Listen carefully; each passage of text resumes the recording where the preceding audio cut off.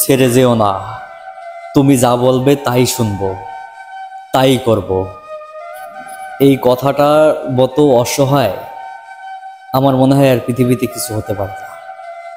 এই কথাটা যে ব্যক্তিটা বলবে, ওই ব্যক্তির মতো অসহায় ব্যক্তি এই পৃথিবীতে আর কেউ নাই। আমরা মানুষ কতটা কি বোকা, তাই না? যে মানুষগুলো আমাকে ভালোবাসে না, সেই মানুষগুলোর পিছু পিছু আমরা ছুটে বেড়াই। কিন্তু যে মানুষটা আমাদেরকে ভালোবাসে, তাদেরকে আমরা অবহেলা করি। একটা মানুষ কখন বলে জানেন এই কথাটা? যখন নিজেকে সে আত্মসমর্পণ করে আপনার কাছে। আর যখন আপনার কাছে একটা মানুষ আত্মসমর্পণ করবে, সেই মানুষটা সত্যিকারভাবে আপনাকে ভালোবাসে। আর আপনি যদি সেটা বুঝেও না বোঝার ভান করে তাকে ইগনোর করেন, এমন একটা দিন আসতে পারে আপনার জীবনে কষ্ট ছাড়া আর কিছুই পাবেন না।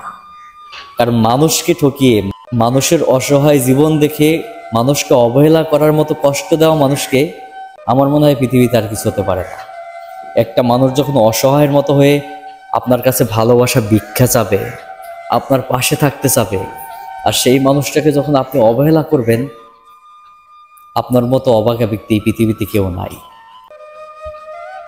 এই যে মানুষটা আপনার পিছু পিছু ঘুরে বেড়ায়, আপনাকে পাওয়ার জন্য পাগলের মতো কান্না করে, সেই মানুষটার থেকে পৃথিবীতে আর কেউ আপনাকে ভালোবাসতে পারবে না।